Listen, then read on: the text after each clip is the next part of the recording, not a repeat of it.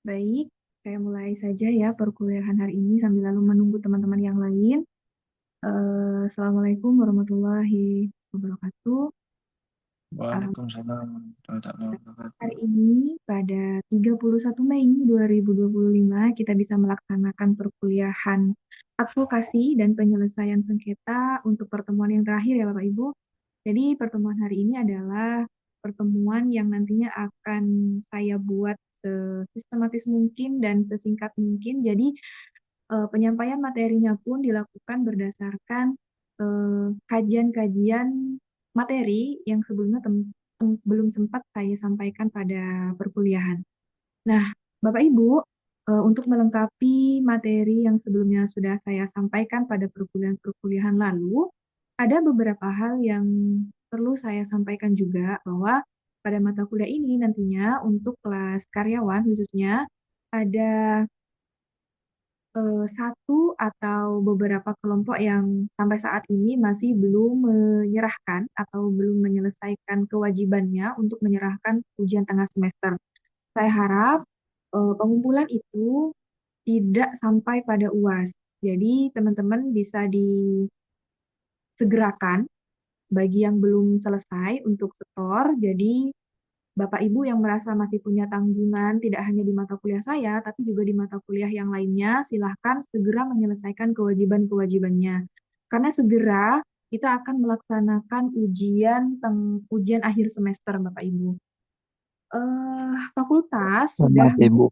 berluaskan atau sudah memberikan jadwal ya, jadwal UAS di grup masing-masing bahwa pelaksanaan UAS untuk advokasi itu tanggal 15 Juni 2025. Nah, sebagaimana sebelum-sebelumnya mata kuliah yang sudah saya ampu, baik itu mata kuliah ini ataupun mata kuliah yang lainnya, saya tidak melaksanakan ujian akhir semester menggunakan metode esai atau uraian begitu. Saya menggunakan metode evaluasi akhir semester itu dengan penyetoran tugas secara mandiri. Jika kemarin Bapak Ibu sudah UTS-nya adalah tugas kelompok, sekarang UTS-nya adalah tugas mandiri. Nah, sebagaimana yang pernah saya sampaikan di perkuliahan ataupun pertemuan lalu, bahwa capaian pembelajaran mata kuliah untuk advokasi dan penyelesaian sengketa, salah satunya adalah memberikan pemahaman kepada mahasiswa bagaimana cara menjadi seorang mediator ataupun bagaimana berpraktik sebagai seorang mediator. Dan itu sudah saya lakukan berbasis OOB, Outcome Based Learning, bahwa perkuliahan ini sejatinya adalah untuk mencetak praktisi-praktisi hukum yang nantinya memiliki kompetensi di bidang penyelesaian sengketa alternatif. Adapun penyelesaian sengketa alternatif sebagaimana yang kita ketahui, mulai dari mediator, konsiliator, negosiator, kemudian ahli, begitu. Nah, itu semuanya dianggap sebagai kualifikasi kompetensi dari mata kuliah ini, gitu. Sehingga mata kuliah ini akan tercapai jika lulusan yang Fakultas Hukum yang sudah menempuh mengambil mata kuliah advokasi dan penyelesaian sengketa minimal tahu berpraktik pada saat menyelesaikan sengketa di luar peradilan seperti mediasi. Nah, untuk ini, untuk UASnya nanti materinya adalah tentang arbitrase, Bapak Ibu. Karena kemarin sudah di dua pertemuan terakhir untuk kelas karyawan, saya sudah menyampaikan materi-materi tentang arbitrase, sehingga nanti UASnya adalah tentang beracara pada proses arbitrase. Nah, itu sekedar intermezzo ataupun spoiler lah begitu untuk UAS yang nantinya saya akan berikan kepada Bapak Ibu semua untuk pengganti UAS. Oke, saya lanjutkan aja ke materi ya Bapak Ibu. Jadi di sini Bapak Ibu bisa dilihat di sini ada Undang-Undang Nomor 30 Tahun 1999 tentang arbitrase dan penyelesaian sengketa. Kalau di minggu lalu saya materinya sampai pada hak ingkar, Bapak Ibu, sampai pada hak ingkar, sehingga saya sekarang ingin melanjutkan materi itu. Jadi hak ingkar itu bisa diajukan oleh para pihak yang merasa bahwa objektivitas dari seorang arbiter itu diragukan. Artinya ada keberpihakan dari seorang arbiter yang sudah dipilih dan diajukan oleh para pihak kepada bani ataupun ke pengadilan negeri. Nah, sekarang kita berlanjut materinya ke yang lebih praktis begitu. Ada pada bab 4 tentang acara yang berlaku di hadapan majelis arbitrase. Majelis arbitrase minimal terdiri dari satu orang anggota atau satu orang arbiter, sehingga pada saat beracara itu jumlahnya ganjil, tidak boleh genap. Semua pemeriksaan sengketa yang dilakukan oleh arbiter yang terhimpun menjadi sebuah majelis, kita sebutnya sebagai majelis arbitrase, itu dilakukan secara tertutup. Nah, pasal 27 Undang-Undang Nomor 30 Tahun 99 ini memiliki beberapa keterkaitan atau kesamaan begitu dengan hukum acara pidana ataupun hukum acara perdata. Beracaranya saja ya Bapak Ibu, jadi tidak banyak berbeda untuk beberapa tahapannya, tapi memiliki perbedaan pada sifat yang mengikatnya atau sifat yang bisa didiskusikan atau dikompromikan. Karena sifat acara yang berlaku di majelis arbitrase itu adalah sifatnya mengikuti para pihak. Artinya ini masih bisa dikelola ataupun dirundingkan kembali dengan para pihak sebagaimana yang disepakati begitu. Kalau kalau dalam hukum acara pidana, hukum acara perdata, hukum acara PT UN itu kan sifatnya sudah mutlak, artinya tidak bisa dirubah karena itu sudah pakemnya begitu. Tapi kalau dalam hukum acara yang berlaku pada acara arbitrase ini bisa dilakukan dengan persetujuan para pihak. Apakah para pihak mau nih, misal ada beberapa langkah yang ingin dilewati, oh misalnya tidak perlu pembuktian karena para pihak sudah sebenarnya sudah sepakat ingin menyelesaikannya ini dengan hasil yang demikian. Nah, itu tidak apa-apa. Nanti itu di pembahasan selanjutnya. Nah, saat ini untuk proses pemeriksaan ya, pemeriksaan sengketa itu kan dilakukan oleh sebuah majelis yang sebelumnya sudah diusulkan oleh para pihak, baik itu pihak tergugat maupun penggugat, kepada BANI, Badan Arbitrase Nasional Indonesia, dan ini ketika sudah turun SK, sudah turun surat penunjukan sebagai arbiter pada perkara tersebut yang diajukan, maka tugas selanjutnya seorang arbiter bersama dengan majelis, timnya itu adalah melakukan pemeriksaan. Nah, pemeriksaan ini dilakukan secara tertutup, Bapak Ibu, sehingga dalam semua proses arbitrase ini dilakukan dalam proses yang ruang lingkupnya itu tidak melibatkan siapapun termasuk para pihak karena ini adalah hak prerogatif dari majelis arbiter. Nah, bahasa yang digunakan dalam semua proses arbitrase itu adalah bahasa Indonesia kecuali atas persetujuan arbiter atau majelis arbitrase, para pihak dapat memilih bahasa lain yang akan digunakan. Karena begini Bapak Ibu, seperti yang kita ketahui bersama, penyelesaian sengketa melalui jalur arbitrase itu didahului dengan adanya sebuah perjanjian arbitrase. Nah, perjanjian arbitrase itu sebenarnya adalah perjanjian yang mengikuti perjanjian pokok atau biasa kita sebut dengan perjanjian Nancet-Shire. Perjanjian Nancet-Shire ini akan menempel, akan mengikuti pada perjanjian pokok. Sehingga perjanjian arbitrase itu wajib dijadikan sebagai dasar pada saat pemohon ingin mengajukan perkaranya untuk diselesaikan pada eh, jalur arbitrase. Nah, Bapak Ibu, eh, penyelesaian sengketa ini sebenarnya berkaitan dengan sifat keperdataan, yaitu sifat sebuah kesepakatan. karena ini sifatnya adalah kesepakatan, maka para pihak ini diberikan keleluasaan. Nah, ini yang saya maksud Bapak Ibu bahwa tadi sifat dari acara yang berlaku dalam proses arbitrase itu adalah sifatnya tidak mutlak. Artinya bisa disesuaikan dengan para pihak. Sifat tidak absolut tersebut menandakan adanya keleluasaan bagi para pihak yang berbeda dengan jalur-jalur litigasi.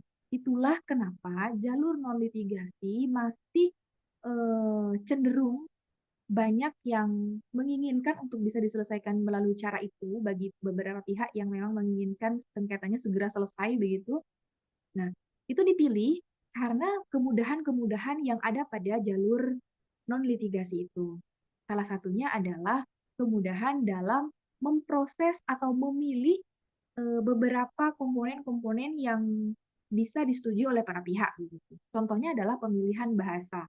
Pemilihan bahasa dalam pasal 28 Undang-Undang Nomor 30 Tahun 99 ini bisa dipilih kecuali bahasa Indonesia jika jika mendapat persetujuan arbiter atau majelis arbitrase. Nah, para pihak yang bersengketa itu mempunyai hak dan kesempatan yang sama dalam mengemukakan pendapat masing-masing. Jadi di sini Bapak Ibu, para pihak tersebut baik penggugat maupun tergugat sebenarnya sudah diberikan kewenangan oleh undang-undang bahwa para pihak ini sebenarnya di hadapan hukum, di hadapan majelis arbitrase itu adalah sama. Artinya masih berlaku tidak membenarkan semua yang dimohonkan oleh penggugat dan juga tidak menyalahkan apa yang dibuktikan oleh penggugat. Karena sifatnya masih bukan menentukan siapa yang benar, siapa yang salah, tapi ini sebenarnya sifatnya adalah perundingan atau kesepakatan. Begitu. Saya lanjut ke pasal selanjutnya. Nah, di sini lanjutan dari pasal 29 di ayat selanjutnya adalah para pihak yang bersengketa dapat diwakili oleh kuasanya dengan surat kuasa khusus. Jadi surat kuasa khusus ya. Surat kuasa khusus ini dapat diwakili oleh kerabat, kemudian oleh advokat atau pihak lain yang dianggap memahami ya, dianggap memahami duduk perkara dari sengketa yang disengketakan.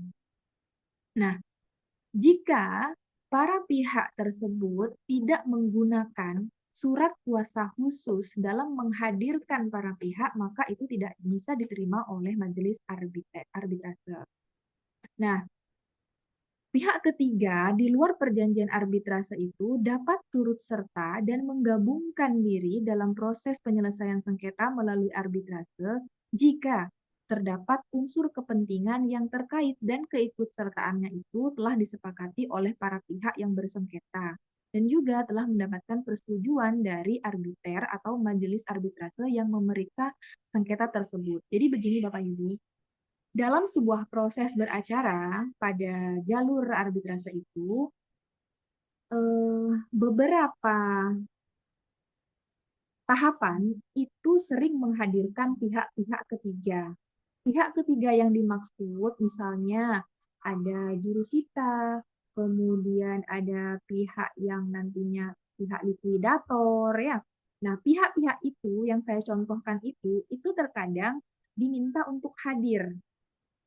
Nah, kehadirannya itu mirip dengan posisinya sebagai saksi ahli begitu.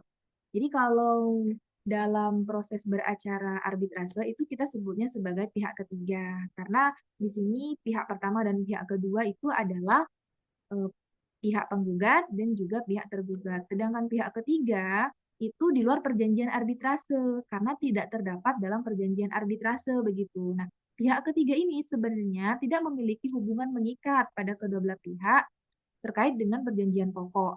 Namun, pihak ketiga ini eh, berkepentingan berkepentingan untuk dapat menyelesaikan sengketa tersebut. Misal sengketa tentang likuidasi begitu. Jadi yang dihadirkan bisa aja dari pihak likuidatornya. Misal ada juga perusahaan yang telah dinyatakan pilot. Nah, itu nanti adalah lembaga-lembaga yang menaungi bagaimana sistem eksekutorialnya bisa dilakukan oleh lembaga tersebut dan itu dihadirkan di hadapan majelis arbitrase dalam proses beracaranya. Nah, para pihak ini dalam suatu perjanjian yang tegas dan tertulis itu bebas untuk menentukan acara arbitrase yang digunakan dalam pemeriksaan sengketa selama, sepanjang, sejauh ya tidak bertentangan dengan ketentuan dalam undang-undang ini. Nah, ini yang saya maksud Bapak Ibu bahwa penyelesaian sengketa arbitrase itu sesuai dengan kehendak para pihak. Namun, perlu digarisbawahi, kehendak para pihak itu juga tetap memperhatikan ketentuan-ketentuan ataupun norma-norma yang ada pada Undang-Undang tentang Arbitrase, Undang-Undang Nomor 30 Tahun 99. Nah, dalam proses ini para pihak itu, dalam hal para pihak itu tidak menentukan sendiri ketentuan mengenai acaranya itu seperti apa, nanti akan digunakan dalam pemeriksaan, maka majelis arbitrase itu sesuai dengan pasal 12, pasal 13, dan pasal 14, semua sengketa penyelesaiannya itu diserahkan kepada arbiter atau majelis arbitrase dan akan diperiksa, diputus menurut ketentuan dalam undang-undang ini. Nah, kadang begini Bapak Ibu, dalam praktiknya kan dari beberapa banyak sengketa, beberapa banyak kasus yang masuk ke BANI, Badan Arbitrase Nasional, itu semuanya tidak berdasarkan pada gagasan para pihak. Ada juga para pihak yang sudahlah kita serahkan saja kepada majelis arbitrase mau acaranya seperti apa kita mengikuti. Ada yang begitu. Ada pula yang menginginkan, oh ini harus menghadirkan pihak ini atau ini harus dibuat seperti ini. Acara pembuktiannya 2 kali misalnya. Nah itu nggak apa-apa selama undang-undang ini tidak melarangnya. Nah, atas permohonan salah satu pihak, ya, oke, di pasal 31 di ayat 3-nya. Jadi dalam hal para pihak itu telah memilih acara arbitrase itu mau diselenggarakan seperti apa begitu. Maka di sini putusan dapat mengambil sebuah putusan provisionil atau putusan sela majelis arbitrasenya itu untuk mengatur ketertiban lancarnya pemeriksaan sengketa termasuk penetapan sita jaminan untuk memerintahkan penitipan barang kepada pihak ketiga atau menjual barang yang mudah rusak. Nah, ini yang saya maksud. Misal nih tadi ada pihak dari likuidator. Nah, pihak likuidator itu nanti akan melakukan rekayasa atau rekapitulasi biaya-biaya ataupun dana yang masih tersisa atau yang bisa dilakukan sita jaminan. Nah, pihak ketiga ini diberikan kewenangan oleh undang-undang melalui izin dari arbitrase dan juga persetujuan dari para pihak itu karena memang posisinya atau legal standing dari pihak ketiga itu memang benar-benar dibutuhkan dalam proses penyelesaian sengketa ini. Atas permohonan salah satu pihak ini nanti pihak arbiter atau majelis arbitrase itu dapat mengambil putusan provisionil atau putusan sela ya. Nah, putusan sela ini sebenarnya memberikan waktu baik itu kepada pihak tergugat ataupun pihak penggugat untuk menyiapkan berkas-berkas perkara ataupun berkas-berkas pembuktian yang nantinya akan diserahkan atau ditunjukkan dan juga dibacakan begitu di hadapan majelis arbitrase. Nah, penyampaian pendapat seperti ini pada putusan sela atau putusan provisionil ini mirip sekali dengan apa yang ada pada hukum acara di jalur litigasi. Nah, lagi Bapak Ibu, di pasal 32 ayat 2-nya, nah, putusan sela ini pelaksanaan dari putusan sela ini atau putusan provisionil itu tidak dihitung dalam jangka waktu sebagaimana yang dimaksud dalam pasal 48, Bapak Ibu. Misal nih di sini kalau dalam pasal 48-nya itu kan mengatur begini. Pemeriksaan atas sengketa harus diselesaikan dalam waktu paling lama 180 hari sejak arbiter atau majelis arbitrase terbentuk.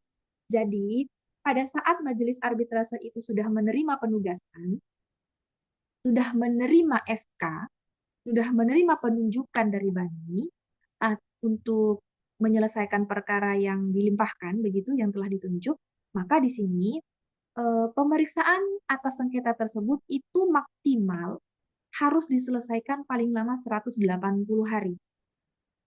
Ya, Bapak Ibu. Jadi berbeda. Jadi di sini juga letak perbedaannya.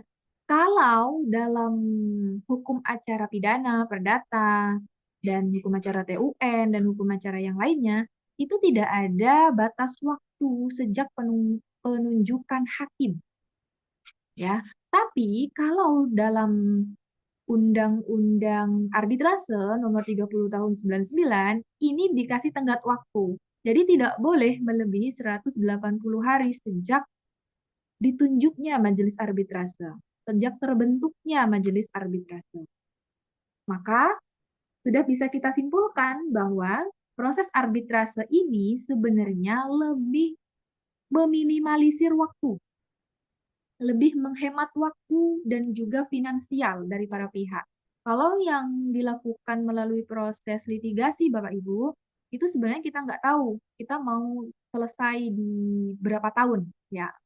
Bahkan sampai bertahun-tahun ya Bapak Ibu, kalau misalnya itu masih alot di sidang pertama, begitu kan.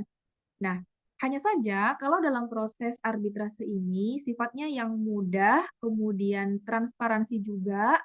Nah, ini akan sangat menguntungkan karena banyak sekali pihak-pihak yang sebenarnya tidak hanya berurusan dengan satu sengketa. Kadang juga ada satu subjek hukum itu berhadapan dengan sengketa-sengketa yang lain. Nah, gimana cara kita mau menyelesaikan dengan banyak sengketa, sementara satu sengketa saja masih belum selesai kalau diselesaikan dengan jalur litigasi. Nah, inilah keuntungan di dalam pasal 48 bahwa penyelesaian sengketa arbitrase itu semuanya termasuk putusan sela di dalamnya, pembuktian hingga pada putusan itu maksimal ya, maksimal itu adalah 180 hari sejak arbiter itu terbentuk, sudah ada penunjukan ya. Oke, nah saya lanjut Bapak Ibu. Itu di putusan sela atau putusan provisional dan selanjutnya arbiter atau majelis arbitrase ini berwenang untuk memperpanjang jangka waktu tugasnya apabila tiga hal, Bapak Ibu. Jadi, untuk menjawab tadi di dalam pasal 48 Undang-Undang Nomor 30 Tahun 99, Bapak Ibu, ada pasal yang mengatur juga bahwa ada tiga hal yang membolehkan perpanjangan waktu dari 180 hari itu jika terdapat satu, permohonan salah satu pihak mengenai hal khusus tertentu. Jadi selama pemeriksaan, hal khusus ini tidak disinggung sama sekali. Misal, kondisi darurat atau keadaan memaksa, itu tidak dibahas dalam acara arbitrase. Maka atas ajuan permohonan dari salah satu pihak ini bisa dilakukan permohonan perpanjangan waktu di luar 180 hari itu. Nah, lagi Bapak Ibu, hal yang kedua adalah sebagai akibat ditetapkan putusan provisional atau putusan sela lainnya. Misal nih, Bapak Ibu, tidak hanya satu kali putusan sela dilakukan dalam proses beracara di jalur arbitrase, maka putusan sela ini jika dibutuhkan dan dianggap perlu serta arbiter tersebut dalam majelis arbitrase itu menghendaki untuk dilakukan putusan provisional atau putusan sela, maka ini bisa ditambahkan waktunya. Nah, yang ketiga lagi Bapak Ibu, hal yang ketiga yang bisa memberikan perpanjangan waktu itu karena dianggap perlu oleh arbiter atau oleh majelis arbitrase untuk kepentingan pemeriksaan. Seandainya dalam sebuah alur proses beracara dalam acara arbitrase begitu, itu ada pemeriksaan yang tidak selesai atau pemeriksaan yang masih belum clear, itu bisa dilakukan perpanjangan waktu dengan persetujuan ataupun usulan dari majelis arbitrase. Kepentingan ini adalah untuk kepentingan pemeriksaan, karena dianggap bahwa pemeriksaan yang dilakukan sebelum-sebelumnya itu ada beberapa hal yang terkategori cacat hukum misalnya. Misal kita ketahui bahwa cacat hukum itu timbul dari bukti-bukti yang ditunjukkan oleh salah satu pihak bahwa bukti tersebut sebenarnya tidak valid. Gitu. Nah, data yang tidak valid itu sebenarnya kan harus dibuktikan validasinya, begitu ya. Harus divalidasi dulu, ya. Misal nih dari lembaga keuangan harus divalidasi dulu, atau dari lembaga penjamin simpanan harus divalidasi dulu bahwa itu benar bahwa simpanan itu adalah simpanan yang diagungkan hanya untuk kontrak ini atau perjanjian ini. Itu harus benar-benar clear dulu. Nah, jangan sampai nanti pada saat putusan arbitrase masih ada kepentingan pemeriksaan yang masih belum selesai dilakukan. Itu ya Bapak Ibu. Jadi untuk pasal 33 itu mengatur bagaimana majelis arbitrase memberikan perpanjangan waktu dari 180 hari sebagaimana pasal 48 dari 180 hari itu bisa diperpanjang melebihi waktu tersebut.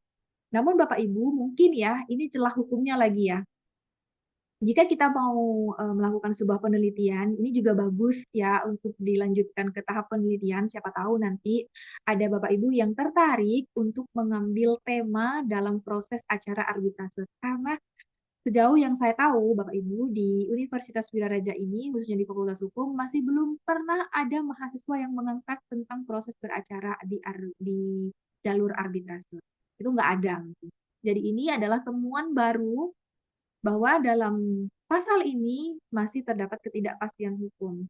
Jadi sifatnya itu kan masih dilimpahkan kepada majelis arbitrase. Kita nggak tahu nih sampai kapan majelis arbitrase akan memperpanjang proses ini. Sementara kita sudah sepakat mau selesai sebelum 180 hari. Sehingga hal-hal yang demikian bisa menimbulkan konflik baru di antara para pihak dan untuk kepentingan-kepentingan pihak tertentu. Nah, di pasal 34 Bapak Ibu saya lanjutkan. Penyelesaian sengketa melalui arbitrase ini dapat dilakukan dengan menggunakan lembaga arbitrase nasional atau lembaga arbitrase internasional berdasarkan kesepakatan dari para pihak. Nah, inilah yang kemarin itu sempat saya bahas juga bahwa ada lembaga arbitrase internasional, contohnya seperti ICSID. Jadi lembaga arbitrase nasional tersebut, ICSID itu khusus menyelesaikan sengketa tentang investasi, ya, khususnya arbitrase tentang investasi. Nanti kita kita cek lagi Bapak Ibu, misal di apakah BANI ya pertanyaannya, apakah BANI di Indonesia bisa menyelesaikan sengketa internasional? Bisa Bapak Ibu. Jadi untuk BANI, Badan Arbitrase Nasional Indonesia itu bisa menyelesaikan sengketa arbitrase internasional selama para pihak itu menginginkan BANI sebagai lembaga penyelesaian sengketanya. Nah, ada pertanyaan dari mahasiswa kelas reguler Bapak Ibu bahwa bagaimana Bu jika perjanjian itu dilakukan oleh para pihak? Nah, para pihak ini tidak hanya dari satu negara, tapi dari lintas negara. Perjanjian bilateral atau perjanjian multilateral. Perjanjian ini, kedudukan hukum dari para pihak itu sudah sangat jelas. Artinya mereka sama-sama pihak yang memiliki legal standing, baik itu sebagai kreditor ataupun sebagai debitor. Kreditur dan juga debitur dalam hukum perikatan keperdataan tentunya memiliki hak dan kewajiban yang berbeda. Kedudukan hukum itu yang kita pegang sebagai sebuah pedoman bahwa seorang debitur kewajibannya apa, seorang kreditur kewajibannya apa, begitupun tentang haknya apa dari para pihaknya. Kemudian, jika dalam proses pelaksanaan jika dalam proses pelaksanaan perjanjian itu mengalami sebuah permasalahan atau mengalami sebuah perselisihan begitu, maka di sini Bapak Ibu, penyelesaiannya itu harus sudah tercantum dalam sebuah perjanjian arbitrase. Perjanjian arbitrase ini, sebagaimana yang sudah saya jelaskan juga di pertemuan sebelumnya, perjanjian arbitrase ini bisa dibuat terpisah dari perjanjian utama ataupun perjanjian pokok. Bisa dibuat dengan dokumen yang terpisah. Nah, dokumen yang terpisah inilah yang nantinya akan dilampirkan dalam permohonan sengketa arbitrase. Nah, penyelesaian sengketa internasional itu didasarkan pada para pihak ya, Bapak Ibu, kembali lagi karena ini sifatnya adalah kesepakatan. Jadi, misal mau menyelesaikan melalui BANI dan dalam sengketa internasionalnya, monggo dipersilahkan. Mau diselesaikan melalui ICSID misal, juga dipersilahkan. Karena ini sebenarnya lembaga-lembaga ini sebenarnya sudah diberikan kewenangan secara atributif oleh peraturan perundang-undangan bahwa lembaga ini adalah fokus utamanya untuk menyelesaikan sengketa arbitrase. Nah, di dalam pasal 34 ayat 2-nya menyebutkan bahwa penyelesaian sengketa melalui lembaga arbitrase sebagaimana yang dimaksud dalam ayat 1 itu dilakukan menurut peraturan dan acara dari lembaga yang dipilih, kecuali ditetapkan lain oleh para pihak. Nah, ini kembali lagi pada prinsip yang pertama, Bapak Ibu. Ini harus mengikuti ketentuan ataupun ketetapan yang sudah diatur dalam lembaga-lembaga penyelesaian sengketa seperti BANI, seperti ICSID, begitu.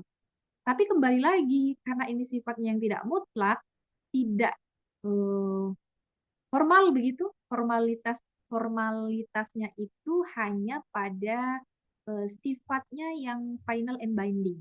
Ya. Sebenarnya kalau proses beracaranya itu karena sifatnya itu lebih kondisional mengikuti para pihak, maka ini dibebankan lagi kepada para pihak. Nah, oke, saya lanjut. Jadi kecuali ditetapkan oleh para pihak. Nah, para pihak ini kembali lagi diberikan kewenangan untuk menyusun kembali strateginya, apakah ini mau diselesaikan melalui arbitrase internasional ataupun arbitrase nasional, ataupun arbitrase non-internasional. Nah, arbiter atau majelis arbitrase ini dapat memerintahkan agar setiap dokumen atau bukti tersebut itu disertai dengan terjemahan ke dalam bahasa yang ditetapkan oleh arbiter atau majelis arbitrase. Kembali lagi masalah bahasa ya, karena bahasa ini ditentukan. Jika misal pertanyaannya begini, bagaimana Bu jika kontraknya itu, perjanjian pokoknya itu dibuat ataupun disusun menggunakan bahasa Inggris. Kemudian perjanjian arbitrasenya juga dalam bahasa Inggris. Nah, lalu gimana Bu nanti pembuktian-pembuktiannya? Boleh dalam bahasa Inggris selama itu disepakati oleh para pihak. Nah, arbiter ini wajib untuk memerintahkan para pihak agar dokumen-dokumen tersebut disertai dengan terjemahan dalam bahasa yang ditetapkan oleh majelis arbiter. Nah, karena ini majelis arbiter posisinya ada di Indonesia, misal pun ini akan diklaim sebagai arbitrase internasional, tetap saja mereka para pihak harus menyetorkan dokumen-dokumen salinannya dalam bentuk terjemahan. Begitu. Nah, itu adalah beberapa alur beracara dalam proses arbitrase. Sehingga kalau kita bandingkan dengan penyelesaian sengketa secara litigasi, letak perbedaannya tidak jauh. Hanya saja ini difokuskan pada kepentingan para pihak. Sedangkan jika itu dalam proses beracara, misal nih Bu, kenapa sih dasarnya itu adalah kepentingan para pihak? Apakah karena arbitrase itu hanya dikhususkan pada penyelesaian sengketa keperdataan?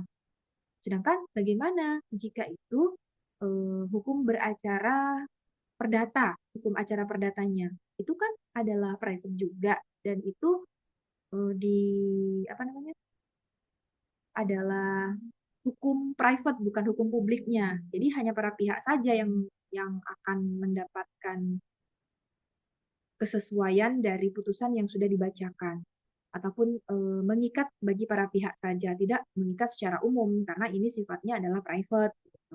Nah, lalu bagaimana perbedaannya antara arbitrase dengan litigasi yang demikian? Apakah itu juga dianggap sebagai kesepakatan juga? Gitu. Nah, karena ini perbedaan antara hukum acara formil dan hukum acara non formil, karena kalau dalam arbitrase itu kita sebut sebagai di luar litigasi begitu, atau non litigasi karena sifatnya itu sudah di luar peradilan begitu. Ini sebenarnya tidak mengikat secara peradilan. Artinya sifat-sifat dalam peradilan itu bisa dikondisikan oleh para pihak sesuai dengan persetujuan dari majelis arbitrase. Eh, itu Bapak Ibu kira-kira apakah ada pertanyaan? Apakah ada pertanyaan Bapak Ibu? Pak Hendrianto, ada pertanyaan Pak? Siap-siap sebentar dulu, Bu. Mungkin dilempar ke teman-teman yang lain dulu, Bu, sambil mencari. Teman-teman yang lain, ada Pak Misnawi, ada pertanyaan Pak Misnawi?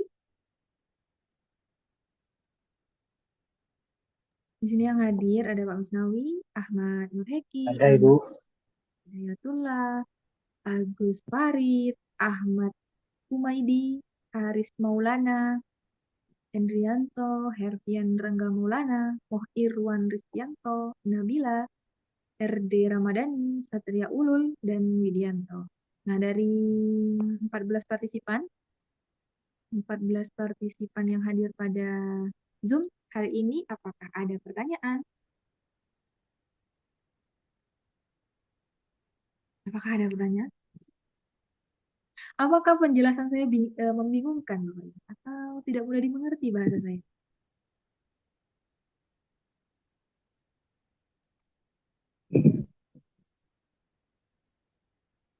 Apakah yang saya sampaikan terlalu cepat?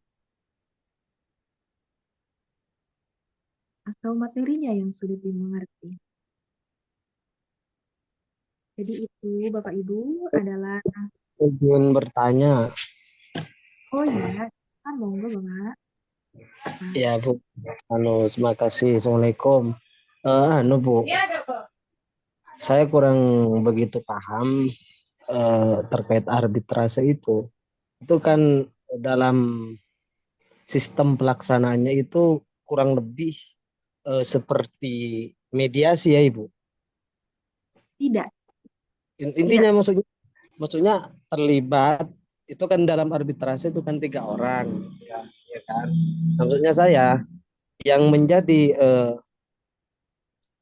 pertanyaan kepada saya itu kira-kira kalau yang terlibat dalam arbitrase tersebut misalkan ada salah satu pihak yang merasa terpaksa gitu Bu.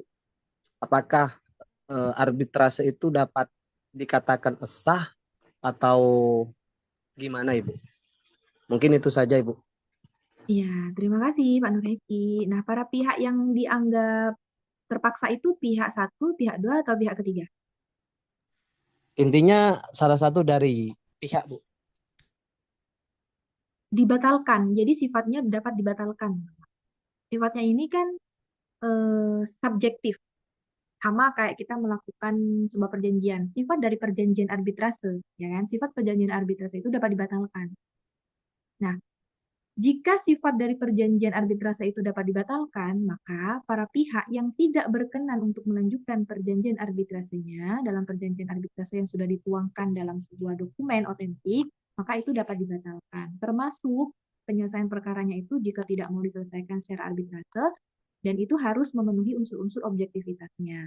Nah, makanya apabila ada para pihak yang tidak mau diselesaikan secara arbitrase, sementara dalam perjanjian arbitrasenya itu diselesaikan secara arbitrase, maka itu harus tetap diselesaikan melalui arbitrase. Hanya saja nanti proses beracaranya itu diserahkan kepada para pihak.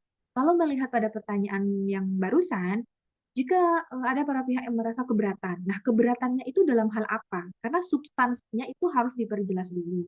Kalau misalnya itu keberatan di awal, harusnya itu sebelum dilakukan permohonan ke arbitrase, perjanjian arbitrasenya itu harus dibatalkan dulu, tidak dilampirkan.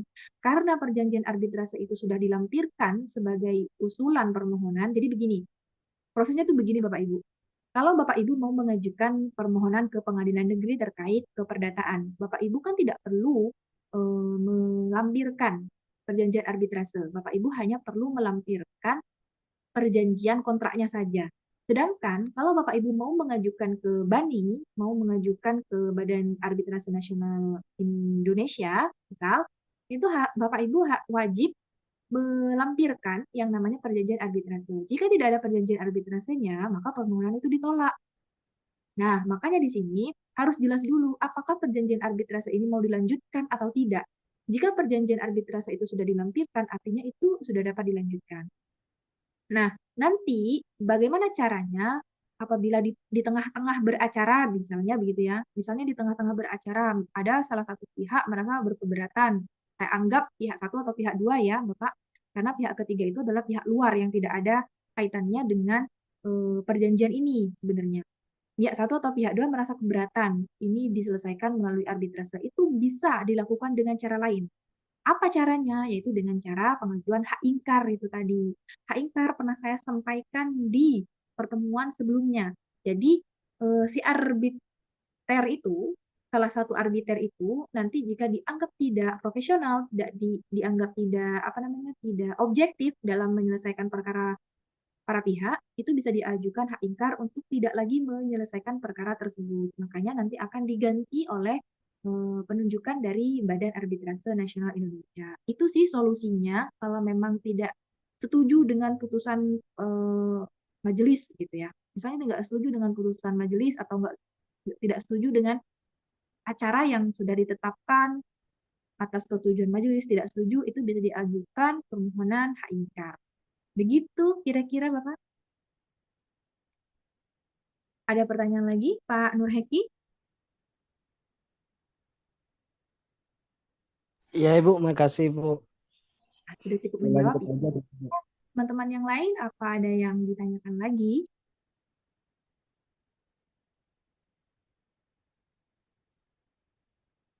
Oke, karena tidak ada yang bertanya, mungkin saya share link apa namanya? Link daftar hadir ya. Saya share di kolom chat. Silahkan dicek di kolom chatnya masing-masing. Itu sekedar usul dari saya sih. Mm-mm, Terkait itu yang belum mengumpulkan tugas, UTS. ya itu di anu Bu, diumumkan di grup, barangkali ada teman-teman yang mungkin lupa Ibu sudah mengerjakan, mungkin lupa menyetor gitu Bu. Oke, nanti saya coba sounding lagi di grup ya untuk Gitu Bu. Oke, siap. Ya. Ya, saya rasa waktu yang saya berikan cukup luas ya. Jadi waktu yang saya berikan mulai saya share sampai sekarang pun saya masih menerima. Itu karena saya masih ya memahami bagaimana Bapak Ibu sambil lalu bekerja begitu. Jadi saya memberikan perpanjangan waktu sebelum UAS. Jadi saya rasa ini tidak cukup memberatkan ya. Malahan saya sudah sangat leluasa gitu Bapak Ibu. Punya Untuk yang saya ini, ya. dua orang saja Ibu yang ngerjain. Soalnya yang satu orang itu anu Bu, apa belum tahu itu siapa orangnya gitu. Dari kemarin nggak ada yang respon kan Bu. Ya, Di, di Pak. Ya. saya bilang gitu. Ada juga yang kelompok lain juga demikian, sama kasusnya begitu, itu cuma tidak semua kelompok bisa bekerja sama, hanya sebagian, ya saya tidak masalah. Jadi yang mengerjakan itu siapa, kemudian yang dapat nilai siapa. Tidak mungkin satu kelompok itu saya berikan nilainya semua, karena bergantung dengan siapa yang mengerjakan, bukan kelompok per kelompok, ya kan, meskipun ini adalah tugas kelompok. Tidak apa-apa, jadi yang sesuai yang mengerjakan saja. Untuk Daftar hadir silahkan dicek di kolom chat, Bapak Ibu. Oke, itu mungkin yang bisa saya sampaikan pada materi terakhir kali ini. Selama perkuliahan, kenapa saya memilih daring begitu? Ini adalah satu alasan besar juga bagi saya kenapa saya lebih memilih daring karena kalau saya lihat ketika saya mengajar di kelas itu banyak yang tidak hadir. Jadi oke, saya merasa lebih efektif penyampaian saya itu melalui via online saja. Karena di sini teman-teman sambil lalu bekerja atau melaksanakan aktivitas yang lain juga mendapatkan haknya, mendapatkan materi dari dosen pengampu, atau saya juga bisa melaksanakan kewajiban saya. Jadi saya tidak hanya tumbang menerima masukan berupa honor, tapi saya tidak mengajar. Lebih baik saya mengajar secara online lebih fleksibel begitu di mana tempat Bapak Ibu beraktivitas, kita sambil lalu belajar. Jika ada yang ingin didiskusikan, saya sangat terbuka. Kalau mau berdiskusi di grup, monggo berkaitan dengan materi ini. Saya sangat. Itu, Bapak Ibu, mungkin ada yang ingin ditanyakan lagi sebelum saya close pertemuan hari. Pelaksanaan UAS sih Bu, untuk pelaksanaan UAS itu kira-kira secara daring juga apa daring Ibu? Betul. Jadi nanti pelaksanaan UASnya Bapak Ibu tidak perlu ke kampus untuk melakukan saya. Jadi tugas serahkan melalui link nanti. Ya. Iya Ibu. Makasih. Ya susah-susah Bu. Yang mana itu tidak susah? Bisa lah, Kelompok bisa. lagi Ibu nanti Ibu ya Bu UASnya Bu. Kayaknya Ya mandiri, harus mandiri. individu kayaknya Mas Eki. Mandiri aja Ibu. Soalnya saya di pulau Bu. Ya, lebih baik mandiri kan berarti kan? Karena dibuatin kelompok juga tidak efektif juga, tidak bekerja kelompok. Ya, mohon izin Bu. Mohon izin Itu untuk yang kelompok itu sebenarnya kendalanya di menyamakan jadwal teman-teman Ibu. Soalnya kan kelompoknya itu kan diacak juga. Jadi mungkin tidak satu kantor atau tidak satu UPT. Jadi untuk menyamakan jadwal itu yang susah. Kalaupun nanti sudah berkumpul gitu Bu, mungkin masih masih membahas tentang ini caranya gimana, rencananya seperti apa yang mau kita kerjakan itu seperti apa. Jadi waktunya habis di situ gitu loh Bu, konsepnya Bu. Iya, bagaimana Bapak Ibu bisa mengkondisikan itu sih sebenarnya. Itu kan 3 orang ya Bapak, nggak terlalu banyak. 3 orang itu saya rasa beda dengan kelas reguler. Kalau kelas reguler itu kan satu bisa 6 orang, bisa 7 orang, itu malah lebih susah mengkondisikan waktunya. Karena ini saya pilih grupnya hanya 3 orang, jadi saya rasa cukuplah untuk mewakili kelompok. Gitu. Tapi kalau misalnya itu adalah sebuah kendala, nggak apa-apa, itu adalah kendala, tapi saya rasa Bapak Ibu juga bisa menyelesaikan kendala itu dengan banyaknya waktu yang sudah saya berikan sampai nanti sebelum UAS. Gitu ya, Bapak Ibu. Oke, jika tidak ada pertanyaan lagi. Matur suwun. Suwun, sangat. Oke, Bapak Ibu, mungkin itu saja yang bisa saya sampaikan berkaitan dengan materi hari ini dan juga penyampaian UAS, spoiler tentang UAS. Kurang lebihnya saya mohon maaf. Terima kasih yang sudah hadir. Jangan lupa mengisi link absensi.